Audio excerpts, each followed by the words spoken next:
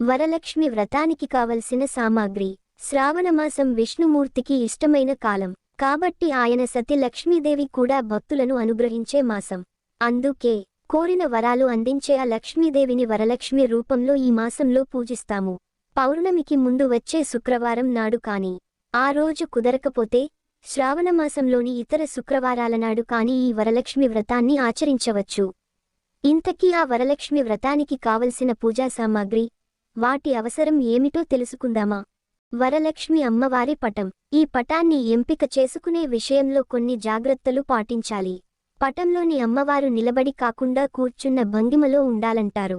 ఆకుపచ్చని చీరతో, వెనకాల కలశంతో, అటూ ఇటూ ఏనుగులతో ఉన్న అమ్మవారి పటాన్ని పూజించడం మరింత శుభప్రదం. రాగి లేదా వెండి కలశం. కలశ పూజ కోసం 2 కొబ్బరికాయలు, ఒకటి కలశం మీద ఉంచేందుకు, మరొకటి అమ్మవారికి నివేదన చేసేందుకు. 2 జాకెటు ముక్కలు, ఒకటి కలశం పైన ఉంచేందుకు, మరొకటి అమ్మవారికి చీరతో పాటుగా వాయినంగా ఇచ్చేందుకు. ముత్తైదువులకు కూడా జాకెట్టు ముక్కలని వాయినంగా ఇవ్వాలనుకునేవారు తమ శక్తికొలది జాకెట్లు ముక్కలను ముందుగానే కొనిపెట్టుకోవాలి. 2 పీటలు, ఒకటి అమ్మవారి పటాన్ని ఉంచేందుకు, రెండోది కలశాన్ని స్థాపించేందుకు. ఇంట్లో ఒకటే పీట ఉంటే కనుక కలశాన్ని ఉంచేందుకు అరటి లేదా విస్తరాకులను కూడా ఉపయోగించవచ్చు. అరకిలో బియ్యం. ఈ బియ్యాన్ని పీట లేదా ఆకుల మీద పోసి దానిమీద కలశాన్ని నిలపాలి. అరకిలో శనగలు, అమ్మవారికి, ముత్తైదువులకు పంచేందుకు. వీటిని ముందురోజు రాత్రే నానబెట్టుకుని ఉంచుకోవాలి.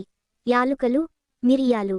అమ్మవారికి పానకం అంటే ఇష్టమని చెబుతారు కాబట్టి యాలుకలు, మిరియాలు వేసిన పానకం చేసి అమ్మవారికి నివేదించడం మంచిది. పెసరపప్పు. అమ్మవారికి వడపప్పు నివేదించాలని అనుకుంటే, ఇక చెల్లి పిండిని నివేదించాలనుకుంటే బెల్లాన్ని కూడా సిద్ధంగా ఉంచుకోవాలి. వీటితో పాటుగా ఎవరి ఆనవాయితీ ప్రకారం వారు కుడుములు, పూర్ణం, బూరెలు వంటి ప్రసాదాలను నివేదిస్తారు. విడిపూలు. అమ్మవారిని 5 రకాల పూలతో అర్చిస్తే మంచిదని చెబుతారు. 5 రకాలు కుదరని పక్షంలో కనీసం తెలుపు లేదా ఎరుపు రంగులో ఉండే పూలని అందుబాటులో ఉంచుకోవాలి. 2 పూలమాలలు. అమ్మవారి కలశానికి, చిత్రపటానికి వేసేందుకు. ఇవి తెలుపు లేదా ఎరుపు రంగు పూలతో అల్లి ఉంటే మరీ మంచిది. ముగ్గు వేయడానికి కాస్త బియ్యపు పిండి. అమ్మవారి కలశానికి, పీటకు అద్దేందుకు. అమ్మవారికి తాంబూలంలో ఇచ్చేందుకు పసుపు కుంకుమలు. 2 డజన్ల గాజులు. అమ్మవారికి, ముత్తైదువులకు వాయినం ఇవ్వడానికి. చీర. అమ్మవారికి పూజలో ఉంచేందుకు ఒక చీర. ఇది ఆకుపచ్చ, తెలుపు, ఎరుపు లేదా పసుపు రంగులో ఉంటే మంచిది. నలుపుని తలపించే ముదురు రంగులు శుభప్రదం కావు. గంధము. అమ్మవారి పటానికి, ముత్తైదువులకు పూసేందుకు. 3 డజన్ల తమలపాకులు. అమ్మవారికి, కలశానికి, ముత్తైదువులకు 3 తమలపాకుల చొప్పున దక్షిణ అందించేందుకు. 2 డజన్ల చొప్పున అరటిపళ్ళు, ఖర్జూరాలు, వక్కలు, చిల్లర నాణేలు, పసుపు కుంకుమల ప్యాకెట్లు. ఇవన్నీ తమలపాకులలో ఉంచి దక్షిణ ఇచ్చేందుకు కావలసినవి. మామిడి ఆకులు. ఇంటికి తోరణాలుగా కట్టేందుకు, పూజాగదిని అలంకరించేందుకు, కలశంలో ఉంచేందుకు కావలసినన్ని మామిడి ఆకులను అందుబాటులో ఉంచుకోవాలి.